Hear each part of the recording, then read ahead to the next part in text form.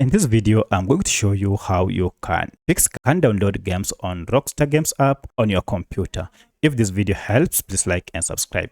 So if you're having issues with your Rockstar Games app, more especially on downloading of games, then it means that you might have set maximum download limit. For that, you need to go to settings once you are logged into your account and then go to updates.